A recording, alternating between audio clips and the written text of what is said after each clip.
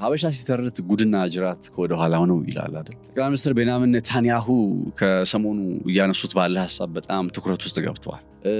ይሄ ነገር በተለይ ሃይማኖታዊ ጉዳዮችን ምክንያት እያደረጋችሁ ከእስራኤል ጋር ውግንናችሁን ለምትገልጹ የእስልምናና የክርስትና እምነት ተከታዮች እንደ ጥያቄ አድርጌ የማቀርበው ነጥብ ነው። የመጀመሪያው ጉዳይ ጠቅላይ ሚኒስትር ቤንያሚን ኔታንያሁ አሁን ከሁለት ቀን በፊት በሰጠው አስተያየት ላይ ስለ ኢየሱስ ክርስቶስ ወይም ስለ ነብዩ ኢሳ የተናገረውን ነገር ሰምታችኋል?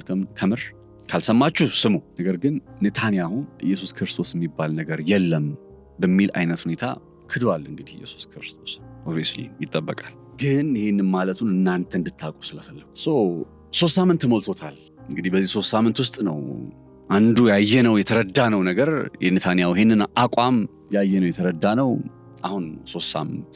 በእነዚህ 3 ሳምንታት ውስጥ ምን ነገሮች ታዩ? የኢራናዮቹ ጽናት፣ የአመራር ግድያዎች ቢፈጸሙም በአስቸጋሪ መከራ መካከል ዛሬም ጦርነቱን መቀጠላቸው መዋጋታል። እስራኤልና አሜሪካ ያሰቡትን ነገር በቀላሉ አለማሳካት መቻላቸው፣ ይህን ሁሉ ድብደባ ፈጽመው፣ ይህን ሁሉ ጥቃት ሰንዝረው፣ ይህን ሁሉ መሪዎች ገለው፣ ከኢራን ቁልፍ 7 መሪዎች መካከል 6ቱን ገለው፣ ዛሬም ግን ኢራንን ማንበርከክ አዳጋች ሆኖባቸዋል። የ3 ሳምንቱ አንዱ መነሳት ካለበት በዚህ 3 ሳምንት ውስጥ አንዱ የሚነሳው ይሄ ነው። ሌላኛው ጉዳይ እነ አሜሪካ ከእስራኤል በቀር ሌላ የአረቡን ዓለም መጠበቅ እንደማይችሉ አይደለም፣ የአረቡን ዓለም ቀርቶ እስራኤልን ራሱ ይጠብቋት እንደማይችሉ ጭምር የታየበት ነው፣ የተረጋገጠበት ነው። ለምሳሌ ሃይፋ ትላንትና የተፈጸመበት የሚሳኤል ጥቃት የኦይል ሪፋይነሪ ነው። ሃይፋ ውስጥ የወደብ ከተማ ነች። ሃይፋ የኒውክሌር የጫኑ ባህር ሰርጓጅ መርከቦች አሉባት። እዛ ውስጥ የተፈጸመ ጥቃት አስቡት እንግዲህ። እነ ታህድ እነ አሮ 3 እነ ምናምን እያሉ ነው እንግዲህ እንዲህ አይነት ጥቃት የተሰነዘረ የሚገኘው። በ3 ሳምንት ውስጥ ያየነው እኒህ ነጥቦችን ነው። ከአረቡ ዓለም አንጻርስ በገልፎ ሀገራት ያሉትስ እንደው ደግሞ ምንድን ነው ነገራቸው በዚህ 3 ሳምንት ውስጥ የሚለውን ነጥብም እንዲሁ እንመለከታለን። ነፃነት ላቀው ነኝ በገበያ ፖድካስት። ቀደም ብዬ ነገርኳችሁን ርዕሰ ጉዳዮች በደንብ ሰፋ አድርገን በጥልቀት እየተነጋገርንባቸው አብረን ቆይታ እናደርጋለን። ለገበያ ሚዲያ አዲስ ከሆናችሁ ሰብስክራይብ ማድረጋችሁን እንዳትረሱ። መልካም ጊዜ፣ መልካም ቆይታ ይሆንላችሁ። በቆይታችሁ እንደማትጸጸቱ እርግጠኛ ነኝ። ቴምር ፕሮፐርቲስ ከዚህ በፊት 8 ሳይቶችን በ7 ዓመታት ውስጥ ሰርተን ማስረከባችን የሚታወቅ ሲሆን አሁን ደግሞ በመሃል ቡልጋሪያ አፍሪካ ህብረት ፊት ለፊት አፓርትመንቶችና የንግድ ሱቆችን እየገነባን እንገኛለን። በመሆኑም የንግድ ሱቆችን በ900 ሺህ ብር ቅድመ ክፍያ እንዲሁም አፓርትመንቶችን ባለ 1 መኝታ በ5.5 ሚሊዮን ብር፣ ባለ 2 መኝታ በ6.6 ሚሊዮን ብር እንዲሁም ባለ 3 መኝታ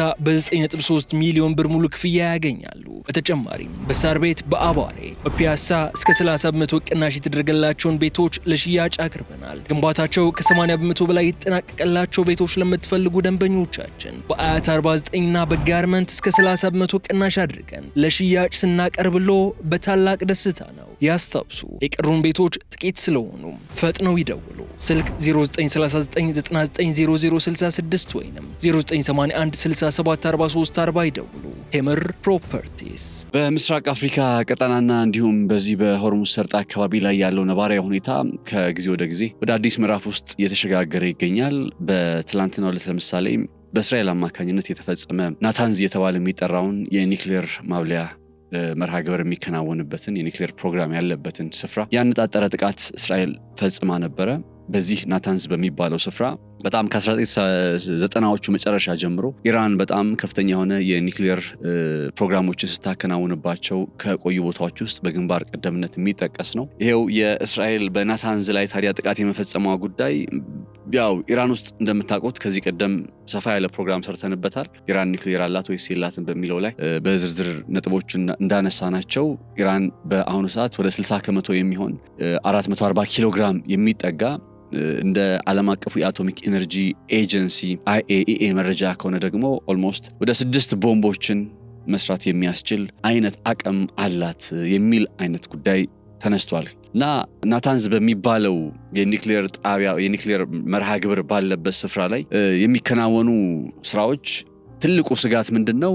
በአካባቢው ላይ የራዲዮ አክቲቭ ጨረሮች ተለቀው ራዲዬሽን እንዳይመጣ አካባቢው አየር ንብረቱ ብቻ ሳይሆን ያው ኒውክሌር በጣም ትልቁ ችግሩ ጨረሩ ለትውልዶች የሚተርፍ ስቃይን ለትውልዶች የሚተርፍ መከራን ነው ይዞ የሚመጣውና አሁን ጃፓን ውስጥ ሂሮሺማና ናጋሳኪ ላይ የተጣሉት እነዛ ቦምቦች ዛሬም ድረስ ይባላል አይደል የጂን የዲኤንኤያቸው ላይ እዛ የሚወለዱ እዛ አካባቢ ላይ የሚወለዱ ህጻናት በዲኤንኤያቸው ላይ እንግዲህ ችግር አለባቸው ይባላል። አስቡት ከ1945 ወዲህ ኦልሞስት ከ75 ዓመታት በኋላ እንኳን የኒውክሊየር ጨረር ጉዳይ የራዲዬሽን ጉዳይ አሳሳቢ ነው። አሁን ናታንዝ ላይ ጥቃት ተፈጸመ ሲባል ትልቁ ስጋት የነበረው በዛ ስፍራ ላይ ከዚህ ቀደም የኒውክሊየር መርሃ ግብሮች የተከናወኑ ስለነበር በእርግጥ አካባቢው በራዲዬሽን የመበከል አደጋ በነገራችን ላይ ለኢራን ብቻ አይደለም ነገሩ የሚተርፈው። ምሳሌ በናታንዝ በሚባለው ላይ የራዲዮ አክቲቭ ጨረሮች ተለቀው ወይም ራዲዬሽኑ ቢመጣ በዙሪያ ያሉ ሀገራትም አይቀርላቸውም። አሁን በኢራን ዙሪያ የሚገኙ ሀገራትም የራዲዬሽኑ ሰለባ መሆናቸው አይቀርም። እንደምታውቁት ኢራን አራክ የተባለ ከሚጠራውና በ1990ዎቹ መጨረሻ አካባቢ ላይ እንቅስቃሴ ከጀመረችበት የኒውክሊየር መርሃ ግብር እንቅስቃሴ ከምታከናውንባቸው ቦታዎች መካከል በተለይ ከቅርብ ጊዜያት ወዲህ በተደጋጋሚ ስማቸው እየመጣ የሚገኙ ሁለቱ የኒውክሊየር ማብለያ ጣቢያዎች ከተባለ ሆርዶፋና እንዲሁም ናታንዝ የሚባሉ ናቸው። በናታንዝ ላይ ነው እንግዲህ ትላንት ጥቃት መፈጸሟ የተነገረውና በዓለም ላይ በጣም ከፍተኛ ስጋትም የተፈጠረው ከዛ ጋር ተያይዞ ነው። እርግጥ ነው ምንም አይነት የራዲዬሽን ወይም የጨረር የራዲዮ አክቲቭ የሆኑ ጨረሮች ሊክ አላደረጉም፣ አፈትልከው አልወጡም ወይም እንደዚህ አይነት ሁኔታ አልተከሰተም የሚል አይነት ሐሳብን የያዙ መግለጫዎች በእስራኤል ወገን በኩል ይደመጣሉ። እንዲሁም IAEAም ይሄኛውን ጉዳይ ለማረጋገጥ ጥረት እያደረገ ስለመሆኑና እስካሁን ድረስ እንደው ይህ ነው የሚባል አካባቢው ላይ የራዲዮ አክቲቭ ጨረር ተለቋል የሚያስብል አይነት ሁኔታ እንዳልተፈጠረ የሚገልጽ አይነት መረጃ ይዞ ወጥቷል። ነገሩ ግን ያው አሳሳቢ የሚሆነው ምንድነው በመጪዎቹ ጊዜም በተለይ አሁን አሜሪካ እና እስራኤል አንዱ ግብ አድርገው ያስቀመጡት ነገር ኔታንያሁም ሲናገር ሰምታችሁታል፣ ዶናልድ ትራምፕም ሲናገር ሰምታችሁታል። በኢራን ውስጥ የሚገኘውን 60% የበለጸገ ነው የሚባለውን ወደ 440 የሚጠጋ ዩራኒየም ከኢራን ውስጥ ማውጣት መቻል ነው እና ይህንን የኒውክሊየር ተብላላ 60% የበለጸገ ዩራኒየም እንዴት ማውጣት ይቻላል በሚለው ላይ የት እንዳለም ጭምር አይታወቅም። አሁን ችግሩ ኢራን ካስቀመጠችበት ቦታ የምታውቀው ራሷ ነች፣ ሌላ ማንም አያውቅም። አሜሪካም አታውቅም፣ እስራኤልም አታውቅም። እና እርግጥ ነው አንዳንድ ጊዜ ይህንን እንትን ገብተን ይዘን እንውጣ፣ ይህንን የበለጸገ ዩራኒየም ገብተን ይዘን እንውጣ የሚል አይነት ሐሳብ በነ ትራምፕ እንደ አማራጭ ሆነው እየቀረበላቸው እንደሆነና እሱንም ኮንሲደር እያደረጉ ስለመሆኑ ይነገራል። ግን ሊካድ የማይገባው ነገር የሚታወቁት እነ ሆርዶፋ፣ እነ ናታንዝ፣ እነ ኢስፋሃን፣ አሩክ እንዲህ አይነት የኒውክሌር ማብለያ ጣቢያዎች ፕሮግራሞች የሚከናወኑባቸው ስፍራዎች አሉ የሚባለው ነገር ነው እንጂ ይሄ 60% የበለጸገው የኢራን ዩራኒየም የት እንዳለ አይታወቅም። ለዛም ነው ሁልጊዜ የኒውክሌር መሰረተ ልማቶችን ያነጣጠረ ጥቃት በሚፈጸምበት ወቅት ትልቁ ስጋት እና ቀደም ብዬ እንደነገርኳችሁ ሊፈጠር የሚችል የራዲዬሽን ሊፈጠር የሚችል የአካባቢው ብክለት በቃ ይሄ የኒውክሌር ስቃይ በቃ ብላችሁ አስቡት። እሱ ጉዳይ ነው በጣም የሚያሰጋው። ይሄ አንደኛው። ሌላው ቢቀር ኢራን በተወሰነ መልኩ የኒውክሌር ጣቢያ ወይም የኒውክሌር ፕሮግራም የሆነ ውጤት እንዳስመዘገበ የሆነ ውጤት እንዳለው ከሚያሳዩ ጉዳዮች መካከል ነው። በናታንዝ ላይ የተፈጸመውን ጥቃት በተመለከተ ኢራንም በግልጽ መግለጫ አውጥታለች። የኒውክሌር መሰረተ ልማቱ ኢላማ ሆኗል ብላለች። አንዳንዴ ከዚህ ቀደም እያወራን ነበር አይደል? እነ ጠቅላይ ሚኒስትር ቤንያሚን ኔታንያሁ በኢራን ላይ ኒውክሌር ሊጠቀሙ ይችላሉ ወይስ አይችሉም የሚለው ጥያቄን እያነሳን፣ ለምን ከተባለ ደግሞ ካሉበት ደስፕሬት የሆነ ሁኔታ አንጻር ኢቨን ትላንትና ራሱ እኮ በእንግሊዝኛ በሰጡት ጋዜጣዊ መግለጫ ላይ ሲናገሩ ኔታንያሁ አሁን አዲስ የሚዘረጉት የንግድ መስመር አለ አይደል? የነዳጅ ፓይፕላይን ሐሳብ እንደ ራዕይ አድርገው የያዙት ሆርሙዝን ቆርጦ የሚጥል ጅቡቲን፣ እዚህ ባቤል መንደብን ቆርጦ የሚጥል እስራኤልን የዓለምን ብርት አድርጎ የሚቀጥል አይነት እቅድና ዝግጅት ነው ያላቸው፣ ራዕይ ነው ያላቸው ኔታንያሁ።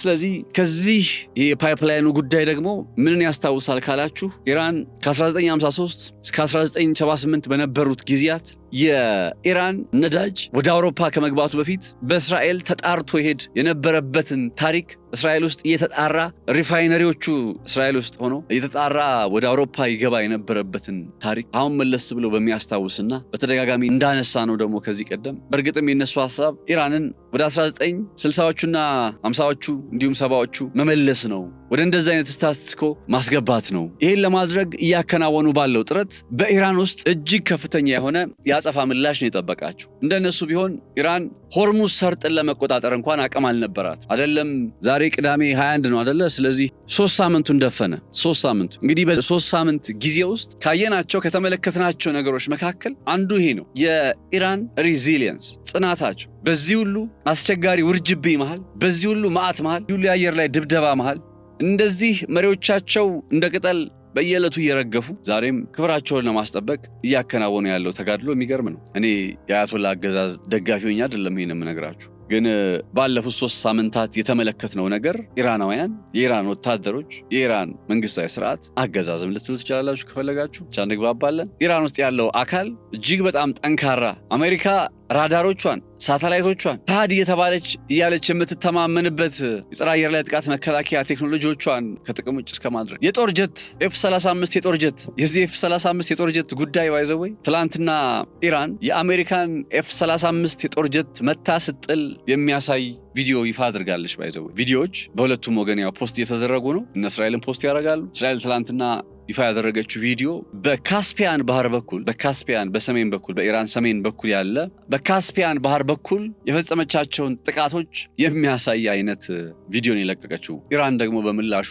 የአሜሪካ ሰራሹን በዚህ ሰዓት አሜሪካ አሉኝ ከምትላቸው የጦር ጀቶች መካከል በቃ 3 ጥቀሱ ይባል አንዱ F-35 ነው። 100 ሚሊዮን ወጥቶበት በ100 ሚሊዮኖች ፈሰስ ተደርጎበት ወደ ስራ የሚገባ ጦር ጀት ነው እና የሚገርማችሁ ትላንትና በኢራን ሚሳኤል ስለመመታቱ የሚያሳይ መረጃ ይፋ ተደርጓል፣ የቪዲዮ መረጃ። በአንጻሩ እና አሜሪካ ደግሞ አይ ጀቱ መጠነኛ ጉዳት ደርሶበት ነበረ በሰላም ኩዌት ውስጥ ነው ኳታር ውስጥ አርፏል የሚል አይነት ካውንተር መረጃ ወይም ኦልተርኔቲቭ ፋክት ይፋ አድርገዋል። ከዚህ ቀደም እንደምታስታውሱት ኩዌት ውስጥ 3 የአሜሪካ የጦር ጀቶች ወድቀዋል። F-16 ምናምን ያው በቀጥታ በኢራን ተመቶ ባይሆንም ነገር ግን የኢራን ሚሳኤል በጣም በጊዜው በጣም ከበድ ያለ ስለነበር በእንደዚህ አይነት ጫና ውስጥ የገባው የኩዌት የጸረ አየር ላይ ጥቃት መከላከያ ስርዓት ጀቶቹን እንደ ሚሳኤል ቆጠራቸውና ያው በዛ መልኩ መጥቶጣላቸው ይባላል። ምንም ይሁን ምን ግን በኢራን ምክንያት የደረሰ ጉዳት የነዳጅ ማብለያ ጣቢያዎችን ተመልከቱ። ትላንትና ሃይፋ የሚባለውን በዚህ በእስራኤል ደቡባዊ አካባቢ የሚገኘውን የወደብ ከተማ ያነጣጠረ በዛ በሃይፋ ውስጥ በሚገኝ የኦይል ሪፋይነሪዎች ውስጥ የነዳጅ ማጣሪያዎች ውስጥ ኢላማ ያደረገ ጥቃት ተፈጽሞ ከበድ ያለ ጉዳት ደርሷል። እንግዲህ አስቡት፣ ይህን ሁሉ እያደረገች የምትገኘው ኢራን ነች። ሆርሙዝ ሰርጥን ቆልፋ አላስገባ አላስወጣ ብላ ለአሜሪካና ለአጋሮቿ በሯን የዘጋች ሀገር ሆና ቀጥላለች። እንዲያውም ዶናልድ ትራምፕ አዲስ መንገድ እያሰቡ ነው ይባላል በዚህ በሆርሙዝ ጉዳይ ላይ። ከ3 ሳምንት በኋላ ከተመለከትናቸው ነገሮች ውስጥ በዚህ ጦርነት ውስጥ በግልጽ ካየናቸው ከተረዳናቸው ነጥቦች ውስጥ በዚህ 3 ሳምንት ውስጥ አንደኛው ነገር የኢራናውያኑን በጣም ጽናት ወይም ሪዚሊየንስ የሚባለውን ነገር ነው ብል ማጋነን አይሆንብኝ። አስቡት፣ አንድ ሀገር የመሪነት ስትራክቸር ውስጥ በአንድ ሀገር ለምሳሌ ኢትዮጵያ ውስጥ 7 ቁልፍ ቦታዎች አሉ ቢባሉ ከ7ቱ ቁልፍ ቦታዎች 6ቱ ቢገደሉ ምን የሚፈጠር ይመስላችኋል? ጥቂት ጊዜ ልስጣችሁ እስኪ አሰብ አድርጉት። ምን የሚፈጠር ይመስላችኋል? ከ7 አበይት መሪዎች መካከል 6ቱ ቢገደሉ። ኢራን ውስጥ የሆነው ኤግዛክትሊ እሱ ነው። ኢራን ውስጥ ከ7ቱ ቁልፍ ሰዎች መካከል 6ቱ ተገለዋል። ያው ከአያቶላ ጀምሮ ማለት ነው። የቀረው መሱድ ፔዝኬሽያን ነው፣ የኢራኑ ፕሬዝዳንት፣ ፖለቲካዊ ጉዳዮችን የሚሰራው አካል ነው የቀረ። በነዛ በተፈጠሩ ክፍተቶች ላይ ወዲያው እየሞሉ ምንም አይነት ክፍተት በወታደራዊ ስርዓቱ ላይ ችግር እንዳይመጣ ከዚህ ጋር በተያያዘ ኢራን የተጠቀመች ያለው የመከላከያ ስርዓት ሞዛይክ ዲፌንስ ሲስተም ይባላል እና ሞዛይክ ዲፌንስ ሲስተም ሐሳቡ ምንድነው? ለምሳሌ በተለመደ ወታደራዊ ስርዓት ውስጥ ስትራክቸሩ ማለት ነው አወቃቀር ውስጥ መሰረቱ ከተመታ የዛ ወታደራዊ ስርዓት አወቃቀር ሁሉ ነገሩ ይደረመሳል፣ ሊወድቅ። በጣም የሚገርም ነገር ነው። በቃ መሰረቱን ከመታችሁት ለምሳሌ ኢራቅ ውስጥ በ2003 እንደ አውሮፓውያን አቆጣጠር ሳዳም ሁሴንን ሲመቱት መሰረቱን ነው የመቱት። በቃ ሳዳም ሁሴን ላይ ነበረ ኢራን የተመሰረተችው በሳዳም ሁሴን ላይ ነበር እና ሳዳም ሁሴንን ሲመቱት በቃ ሁሉ ነገር አለቀ ደቀቀ። የሳዳም መጨረሻ ታቆታላችሁ ከዛ በኋላ እና ኢራን ውስጥ ይህንን ታሪካዊ ሁነት ከተመለከቱ በኋላ አሁን በስም አላስታውሳቸው አንድ ከፍተኛ ባለስልጣን ሳዳም ሁሴን አይነት ሁኔታ አንድ ሰው ላይ ተንጠልጥላች ሀገር ከተገነባች ክፉ ቀን ሲመጣ ሁሉም ነገር ያልቃል ይደቃል። ስለዚህ አያቶላህን ባይኖር እንኳን ዊዛውት አያቶላህ ሰርቫይቭ ማድረግ የሚችል ወታደራዊም ፖለቲካዊም ስርዓት መዘርጋት አለብን ብለው ከ2003 እንደ አውሮፓውያን አቆጣጠር ጀምሮ ነው ሲሰሩት የመጡት። ያ ይዘውት የመጡት ነገር ነው ሞዛይክ ዲፌንስ ሲስተም እያሉ የሚገልጹት ማለት ነው የዘርፉ ጥናት አድራጊዎች። ሞዛይክ ምን ማለት ነው ካላችሁ ኢራን ውስጥ ያለው ወታደራዊ ስርዓትና አወቃቀር በአንድ መሰረት ላይ ተንጠልጥሎ ከዛ ወደ ላይ የቆመ ሳይሆን እንደ ሸረሪት ድር እርስ በርሱ እየተጋመደ መረቡን የዘረጋ አይነት ስርዓት ነው የሞዛይክ ዲፌንስ ስርዓት። የሸረሪት ድር በሉት እና ያንን የሸረሪት ድር አንዱ ሲበጠስ ጠብቆ ይዟል። ድር ቢያብር በቃ አንበሳ ያስር እንዳሉት ማለት ነው። መረቡን በዛ መልኩ ከዘረጉት በኋላ የሆነ ጥቃት ሲመጣ የሆነ መሪ ሲገደል ያ የሸረሪት ድር ሊንቀጠቀጥ ይችላል፣ ሊናወጥ ይችላል። ነገር ግን ባንዴ አንድ ገመድ ተበጠሰ ብሎ ከጥቅም ውጭ እንደማይሆነው ሁሉ ኢራን ውስጥም ያለው መከላከያ ስርዓት አወቃቀር ልክ እንደ ሸረሪት ድር አንዱ ቢመታ ወይም አንዱ ቢገደል ሙሉ በሙሉ ሌላው እንዳያበቃለት ሆኖ በሚያስችል መልኩ ነው የተዘረጋው። that's why you call የሞዛይክ ዲፌንስ ስትራክቸራል ሲስተም ማለት። ይሄኛው ነገር ከኢራን ሪዚሊየንስ ከኢራናውያኑ ጽናት ጀርባ አብሮ ሊነሳ የሚገባው ጉዳይ እንደሆነ አምናለሁ። በዚህ 3 ሳምንት ውስጥ አንዱ ያየነው ነገር ይሄ ጉዳይ ነው። ቴምር ፕሮፐርቲስ ከዚህ በፊት 8 ሳይቶችን በ7 ዓመታት ውስጥ ሰርተን ማስረከባችን የሚታወቅ ሲሆን አሁን ደግሞ በመሃል ቡልጋሪያ አፍሪካ ህብረት ፊት ለፊት አፓርትመንቶችና የንግድ ሱቆችን እየገነባን እንገኛለን። በመሆኑም የንግድ ሱቆችን በ900 ሺህ ብር ቅድመ ክፍያ እንዲሁም አፓርትመንቶችን ባለ 1 መኝታ በ5.5 ሚሊዮን ብር፣ ባለ 2 መኝታ በ6.6 ሚሊዮን ብር እንዲሁም ባለ 3 መኝታ በ9.3 ሚሊዮን ብር ሙሉ ክፍያ ያገኛሉ። በተጨማሪም በሳር ቤት፣ በአባሬ፣ በፒያሳ እስከ 30% ቅናሽ የተደረገላቸውን ቤቶች ለሽያጭ አቅርበናል። ግንባታቸው ከ80% በላይ የተጠናቀቀላቸው ቤቶች ለምትፈልጉ ደንበኞቻችን በአያት 49 እና በጋርመንት እስከ 30% ቅናሽ አድርገን ለሽያጭ ስናቀርብሎ በታላቅ ደስታ ነው። ያስታውሱ፣ የቀሩን ቤቶች ጥቂት ስለሆኑ ፈጥነው ይደውሉ። ስልክ 0939990066 ወይንም 0981674340 ይደውሉ። ቴምር ፕሮፐርቲስ። ቀደም ብዬ ወደ አነሳሁላችሁ ርዕሰ ጉዳይ ላይ ስመለስ ዛሬ ትልቁ ዜና ናታንዝ የሚባለው የኢራን የኒውክሌር ማበልጸጊያ ማዕከል ወይም ጣቢያ በእስራኤል ጉዳት ደረሰበት የሚለውና ይህን ተከትሎ ደግሞ በአካባቢው ላይ የራዲዬሽን ሊኬጅ እንዳይመጣ የራዲዮ አክቲቭ መቼስ የኒውክሌርን ጉዳይ ታውቁታላችሁ። ቅድም ነግሬያችኋለሁ ምን አይነት ከባድ የሆነ እልቂት የሚያስከትል የጦር መሳሪያ እንደሆነና ያንን ማብለያ ጣቢያ ሲመቱት እሱን ተከትሎ በአካባቢው ላይ ራዲዬሽን እንዳይመጣ እንግዲህ ይህ ዘገባ እስከተጠናከረበት ጊዜ ድረስ ይህ ነው የሚባል ነገር የለም ከራዲዬሽን ጋር በተገናኘ። ያው ግን ይህን አሁን ጉዳይ አንስተን ምን አይነት ሀሳብ እየተነጋገርን ነበር? በእርግጥ እስራኤል ኢራን ላይ ኒውክሌር ልትጠቀም ትችል ይሆናል ወይ የሚለውን ጥያቄ አንስተን እንደን ኢራኖች በኩል እንግዲህ ባለፉት 3 ሳምንታት ያየነው ጽናት እንዴት ሰርቫይቭ እያደረጉ እንደሆነ እንዴት አሁንም እየተዋጉ እንደሆነ በጣም ጠንካራ ሆነው የሚቀጥሉ እየመሰለ ነው እና አሜሪካ እና እስራኤል ከኢራን ጋር በዚህ ሰዓት በማንኛውም መልኩ መደራደር እንደ ሽንፈት ነው የሚቆጠረው። ከኢራን ጋር መደራደር የሚባለው ነገር ወይም ከኢራን ባለስልጣናት ጋር መነጋገር መመካከር እንደ ባክዶር ቻነልስ የሚከናወኑ ነገሮች የሉም ማለት አይደለም። ግን ኢራን ፕሩቭ ያደረገችው ነገር በጣም ይበዛል። ብዙ ነገር አጣለች፣ ብዙ ነገሮችን መስዋዕት አድርጋለች ኢራን። ግን በዚህ ሰዓት ላይ ወደ ተኩስ አቁም እንሂድ የሚል አይነት ሐሳብ ከመጣ እንደ ሽንፈት ይቆጠርባቸዋል። ለዛ አሜሪካም ሆነች እስራኤል እንዴትም ይህንን ጦርነት የማቆም ሐሳብ ያላቸው አይመስለኝም። እንዳልኳችሁ አዲስ የንግድ መስመርን ስለማስመር፣ አዲስ የነዳጅ ማስተላለፊያ ስለመዘርጋት ህልም እያዩ የሚገኙት ጠቅላይ ሚኒስትር ቤንያሚን ኔታንያሁ ለዛ ህልማቸው ፍጻሜ የሚተጉ ያን ህልማቸውን ተግባራዊ ለማድረግ የሚታገሉ አይነት ሰው ናቸው። ኔታንያሁም ዶናልድ ትራምፕም ከጎን አለ። እነዚህ ሰዎች ጽንፋቸው እስከምን ድረስ ይሆናል?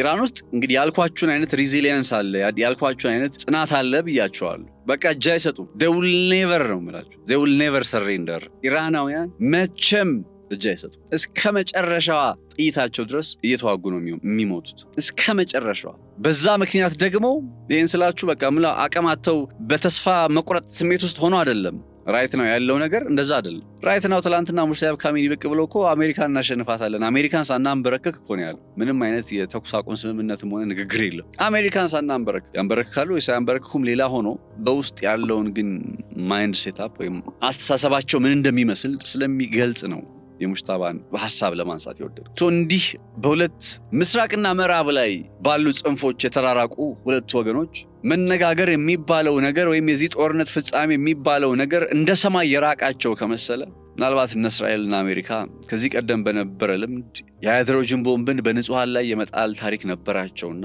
በሂሮሺማና በናጋሳኪ ከዛሬ 75 ዓመታት በፊት ያስቀመጡት የታሪክ ምንም እንኳን በዘር ማጥፋት ወንጀል ባይገልጹትም ጃፓን ሂሮሺማና ናጋሳኪ ግን እንደዛ አይነት ህመም እንደዛ አይነት ስቃይ ስለዚህ በዛ ያየናቸው ተግባራቸው በዛ የተመለከትነው ተግባር አሁን በኢራን ውስጥ ላለመደገሙ ምን ዋስትና ይኖረናል ነው ዋናው ጥያቄ። ከዚህ ከ3 ሳምንት በኋላ 3 ሳምንት ሞላው ይሄ ጦርነት ከዚህ ከ3 ሳምንት በኋላ ምንድን ፊል አደረክ ምንድነው የሚያሰጋህ ምንድነው የሚያስፈራህ ተብዬ ብጠየቅ የምመልሰው መልስ እሱ ነው። የኒውክሊየር ማብለያ ጣቢያዎች ጋር ተያይዞ ሊፈጠር የሚችል የራዲዬሽን ሊኬጅ እና ይህ ባይሆን ደግሞ በቀጥታ በእነ እስራኤል ወይም በእነ አሜሪካ ሊፈጸም የሚችል የኒውክሊየር ጥቃት አያደርጉትም ብዬ መከራከር አልችልም። እስኪ አንድ ሰው ይሞግተኝ ኮሜንት ላይ እስኪ ጻፉልኝ። ዶናልድ ትራምፕና ጠቅላይ ሚኒስትር ቤንያሚን ኔታንያሁ ኢራን ላይ የኒውክሊየር ቦምብ አይተኩሱም በዚህ ምክንያት ብሎ እስኪ አንድ ሰው ሐሳብ ያቅርብ። እኔ ግን አይመስለኝም። ነገሩ እየከረረ ከሄደ እየባሰ ከሄደ ገብቷችኋል። አሁን እስራኤል ያለችበት ፖዚሽን አሁን የምዕራቡ ዓለም እስራኤልን አዲሷ ተተኪ አዲሷ ልዕለ ኃያል ሀገር አድርገው ሊያወጧት የተዘጋጁ ነው የሚመስሉት። በተለይ አሜሪካ እነ ዶናልድ ትራምፕ ለዚህ እያቀባበሉ ያሉ ነው የሚመስሉት። አስቡ እንግዲህ እስራኤል ቤዚካሊ እስራኤል የምትባል ሀገር በመመስረቷ ችግር የለብኝም። ለምን ተመሰረተች ምናምን የሚሉ ነጥቦች ችግር የለብኝም። ነገር ግን ችግሬ ከተመሰረተች በኋላ ባደረገቻቸው በእያንዳንዱ ነገሮች አይ ነው ለዚህ ሁሉ ጉዳይ ለምታከናውናቸው ጉዳዮች ሁሉ ሃይማኖታዊ ምክንያት ሰጥተውታል። ሃይማኖታዊ የሚለውን ጉዳይ ካነሳቸው አይቀር ግን ጠቅላይ ሚኒስትር ቤንያሚን ኔታንያሁ ይህ በተለይ ለክርስትና እምነት ተከታዮች ነው። ጠቅላይ ሚኒስትር ቤንያሚን ኔታንያሁ ስለ ኢየሱስ ክርስቶስ የተናገረውን ሰማችሁ? እኔ እዚህ ሚዲያ ላይ አወራው ዘንድ እንትኑ የለኝም። በጣም ክብረነክ ከመሆኑ አንጻር አልፈልግም። ሚዲያ ላይ ላወራው አልፈልግም። እጅግ በጣም ክብረነክ ከመሆኑ አንጻር እንደው ሐሳቡ ስለምንድን ነው ካላችሁ ጠቅላይ ሚኒስትር ቤንያሚን ኔታንያሁ ኢየሱስ ክርስቶስ የለም ሲል ነው የተናገረው። ይህ ቃል በቃል አይደለም። በጣም አሜዚንግ በጣም አስገራሚ ነው እጅግ በጣም እና ስለ ሃይማኖት ብለው ነው እንግዲህ ይህን ሁሉ ነገር የሚያከናውኑት ከ1948 ምስረታ ጀምሮ from the first ናቅባ በነዛ በፍልስጤማውያን ንጹሃን ላይ 700,000 የሚሆኑ የፍልስጤም ንጹሃንን በማፈናቀል ነው ታሪካቸው የሚጀምረው። ከዛ እንግዲህ ነገሩ መጥቶ ያው በግልጽ በጋዛ ውስጥ ደግሞ የጭካኔያቸውን ጥጋየን ከኦክቶበር 7 በኋላ በግልጽ ተመለከተን። ህፃናትና ሴቶች እንደ ቅጠል ሲረግፉ ሳይለዩ ታስቦበት ታቅዶበት ያን አይነት የዘር ማጽዳት ሲከናወን ስለዚህ አሁን ኢራን በጣም ከአቅማቸው በላይ ከሆነች ኒውክሊየር ላይ ይጠቀሙ ይችላሉ ብዬ በፍጹም አላምንም። በፍጹም ከዚህ 3 ሳምንታት በኋላ ውስጤን የሚያስጨንቀው ጉዳይ ከዚህ ጦርነቱ ጋር በተገናኘ ይሄኛው ነጥብ ነው። የጠቅላይ ሚኒስትር ቤንያሚን ኔታንያሁን ጉዳይ እስኪ ትንሽ ይብላላ ነገሩም ከዚህ ከሰነዘሩት አስተያየት ጋር ከትላንት በስቲያ ነው አስተያየቱን የሰነዘሩት። ግን እንደው እንዲህ ብሎ ነገሩን ልገባበት ያው ከሃይማኖታዊ አንጻር እንዳልኳችሁ ነው። ሁልጊዜ ሃይማኖትን በተመለከተ ስታስቡ ሃይማኖት እንደ ፖለቲካ ሆኖ ጥቅም ላይ ከዋለ ሁልጊዜ ማወቅ ያለባችሁ ሞአንበሳ ዘምነ የገደ ይሁዳ ምናምን የሚባለው እና ኃይለ ሥላሴን ነገር ነው ማስታወስ ያለባችሁ። ማንም ሰው እንዳይጠይቃቸው የሚያከናውኑት ነገር ክሪቲካል ቲንኪንጋችንን ነው የሚወስደው። ሃይማኖት እንደምታውቁት ማለት ሞኝነትም ስለሆነ ማመን ስለሆነ በቃ በማመን ብቻ አይደለ ነገሩ የሚሆነው በእምነት ምናልባት ለውጭ ላለ ሰው እኮ ሞኝነት ሊመስል ይችላል ይባላል። ለሚያምነው ሰው ነው እምነት ሃይማኖት እና ያ ሃይማኖት የሚባለው ፓርት በቃ እነዛ ሰዎች የሚያከናውኑትን ነገር ማንንም ጥያቄ እንዳያነሳባቸው እንዳይጠይቃቸው እንዳይሞግታቸው ስህተት ናችሁ እንዳይላቸው ቢኮዝ እነሱ ስህተት ከተባሉ ስህተት ናችሁ ካልናቸው ሰው ኢሚዲየትሊ የሚያገናኘው ከመጽሐፍ ቅዱሱ ጥቅስ ጋር ነው። አሁን እኔ ብዙ የሚገጥመኝ ነገር አለ። እንደዚህ ቲክቶክ ላይም ቪዲዮ ሰራ ምናምን በዚህ በገበያ ሚዲያ አንዳንድ የሚሰጡ አስተያየቶችም ፌስቡክ ላይም ፖስት ሳረግ ኦር ሰምቲንግ እንደዚህ ከዚህ አይነት ነገር ጋር የተገናኘ ጉዳዮችን ስለጥፍ ወዲያው ከስር መጥተው የሚቀመጡልኝ የመጽሐፍ ቅዱስ ጥቅሶች አሉ። ዘፍጥረት 15 እንደዚህ እስራኤልን የባረከ ይባረካል፣ እስራኤልን የረገመ ይረገማል የምትለው ጥቅስማ በቃ እዛ ኔታንያሁ መጣና ኢየሱስ ክርስቶስ የሚባል ነገር የለም አለልኛ። አሁን እቺኛዋ እስራኤል ነች ታዲያ የምትባረከው? የኔታንያሁ እስራኤል ኢየሱስ ክርስቶስ የለም የምትለው ዳስ በጣም ፈኒ። አሁን ይሄንን ስለተናገርኩኝ ኔታንያሁን ስለተናገርኩኝ ኢየሱስ ክርስቶስ የለም የሚለውን ስለተናገርኩኝ እረገማለሁ ማን ነው የሚረገመው? አሁን ከኔና ከኔታንያሁ ኢየሱስ ክርስቶስ እኔ አይደለም ያልኩት አይደል? ኔታንያሁ ነው ያለው። ኢየሱስ ክርስቶስን የካደው እሱ ነው። ማን ነው የሚረገመው? ከኔና ከሱ። እስራኤልን የካደው ማን ነው? እስኪ ዛሬ ትንሽ ልሞግታችሁ። እስራኤልን የካደው ማን ነው? ኔታንያሁ አይደለም? ይህ ለክርስትና እምነት ተከታዮች ብቻ አይደለም እኮ ለእስልምና እምነት ተከታዮችም ጭምር። በእስልምና እምነትም ስለ ነቢዩ ኢሳ የተጻፉትን የሆኑትን ይታወቃሉ። አሁን ኔታንያሁ የሚሉትን ነገር እስኪ ተመልከቱት። ያሉትን ነገር እኔ እንትን አልላችሁ፣ ብዙ በእኔ ሀሳብ ውስጥ እንድትገቡ አላስገድዳችሁም። ራሳችሁ ተመልከቱትና ራሳችሁ ፍረዱ።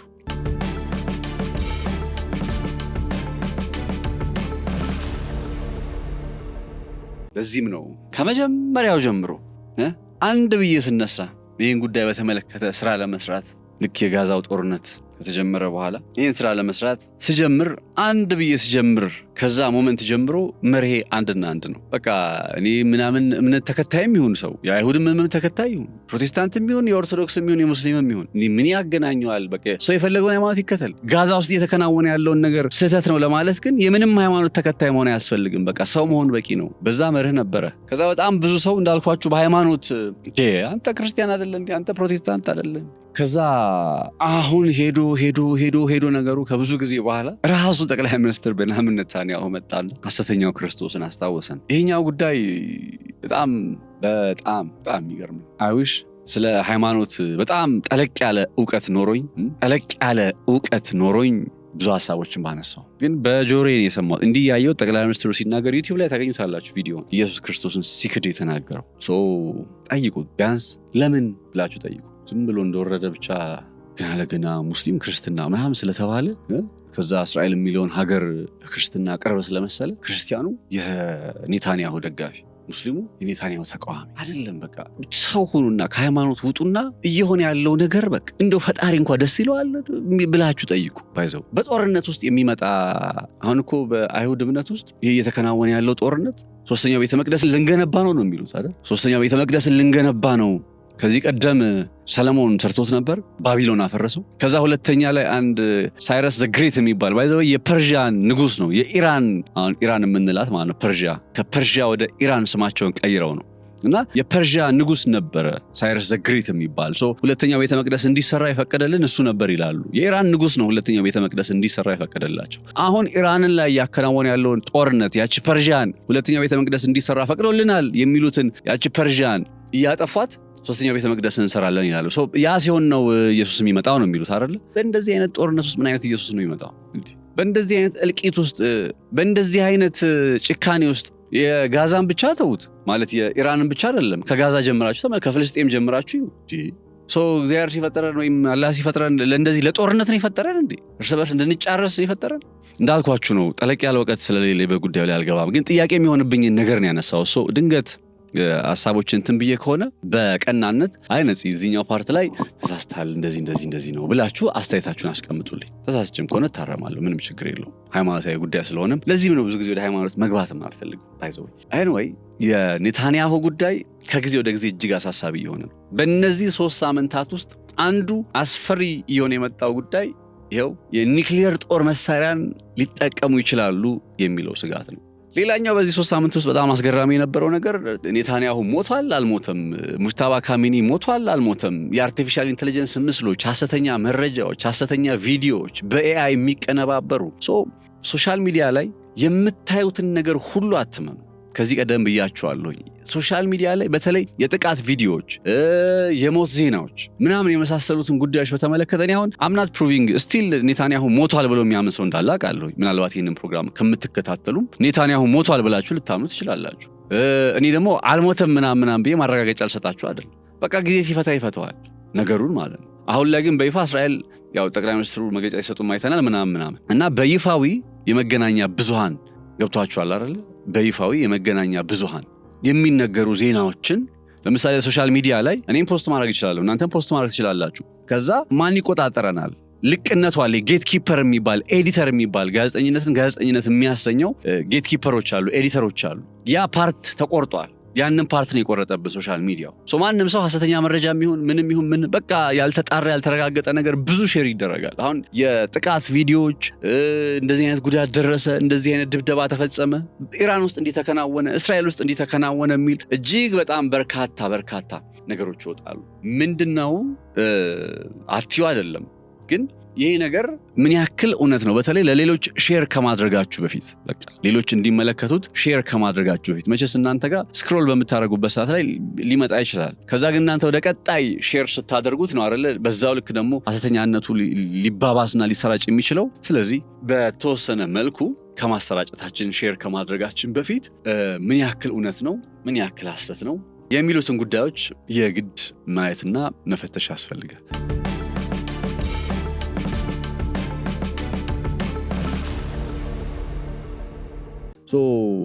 በእነዚህ 3 ሳምንታት ውስጥ እንግዲህ እየገረሙኝ ካሉ ጉዳዮች መካከል የኢራናውያኑ ጽናት፣ የነ ጠቅላይ ሚኒስትር ቤንያሚን ኔታንያሁ አስፈሪ አካሄድ በጣም እየገረመኝ ያለ ጉዳይ ነው። አስፈሪ አካሄድ ሄደው ያው ኢየሱስንም እስከ መካድ የደረሱበት ማለት ነው። ከዛ የሐሰተኛ መረጃዎቹ ጉዳይ ሌላኛው በጣም አስገራሚ ሊባል የሚችለው ነጥብ በዚህ 3 ሳምንት ውስጥ የአረቡ ዓለም ሀገራት እስካሁን ድረስ ይሄ ሁሉ ድብደባ እየተፈጸመባቸው ይሄ ሁሉ ጉዳት እየደረሰባቸው እስካሁን ድረስ ይህንን ጦርነት አልተቀላቀሉ። ሪስፔክት ፎር ዛት አይ ሪስፔክት ዛት። እርግጥ ነው ሳውዲ አረቢያ ትላንትና አርማንኮ የሚባለው የነዳጅ ማቀነባበሪያ ማብለያ ሪፋይነሪው ከተመታባት በኋላ ድጋሜ በቃ የሆነ ሞመንት ላይ ያጸፋ እርምጃ ልንወስድ እንችላለን ምናምን ብለዋል። ኳታሮችም እንደዛ ብለዋል። ኢቭን 19 ሀገራት በጋራ በመሆን በዚህ በሆርሙዝ ሰርጥ በኩል ላይ ያለውን ነገር በተመለከተ የሆነ ጫና ለማሳደር የሚችሉበትን መንገድ እያቀዱ እየፈለጉ ይገኛሉ። ስቲል ግን ወደፊት ጦርነት ውስጥ አይገቡም አይደለም እምላችሁ፣ ወይም በቃ እንደማይገቡ እርግጠኛ ነኝ በ10 ጣት ይፈርማለሁ ለማለት አይደለም። ሊገቡ ይችላሉ። እኔ ልክ ከስቱዲዮ ስወጣ ገቡ የሚል ዜና ልንመለከት እንችላለን። እስከዚህ ሞመንት ድረስ ግን 3 ሳምንቱ እስከዚህ ሞመንት ድረስ ይህን ሁሉ ጥቃት እያስተናገዱ በተወሰነ መልኩ በዲፌንሲቭ ፖስቸር ላይ በመከላከል አቅም ላይ ሆነው መገኘታቸው ላይመስል ይችላል። ግን ከኢራን ጋር ለኢራን ትልቅ ቦታ እንዳላቸው እስከ 3 ሳምንት ድረስ መቆየታቸው ማለት ነው ለኢራን ትልቅ ቦታ እንዳላቸው ኢራን እንደሚያከብሩ የገለጹበት አይነት ተደርጎ ነው ሊቆጠር የሚገባው። ማለት ከኢራን በኩል እርግጥ ነው ይሄ ሁሉ ድብደባ ሲፈጸምብን፣ ይሄ ሁሉ ጥቃት ሲሰነዘርብን ዝም ብላችሁ ተመልክታችኋል፣ ዝም ብላችሁ አይታችኋል የሚል አይነት ወቀሳ ቀርቦባቸዋል። ግን ምን ማድረግ ይችላሉ ነው?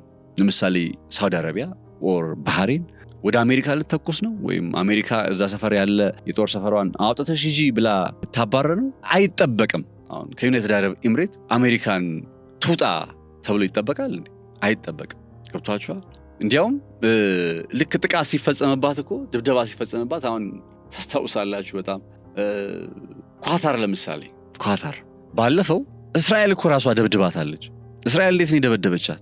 የሐማስ ኦፕሬቲቭስ የሐማስ ቢሮዎች ያሉባቸው ቦታዎች ናቸው፣ ሐማስ እየተንቀሳቀሰባቸው ያሉ ቦታዎች ናቸው ብላ ስታስብ እስራኤል ሉዓላዊነት ምናምን አላለችም። ገብታ ሂዳ ነው የደበደበችው ኳታር ውስጥ ማለት ነው። እርግጥ ነው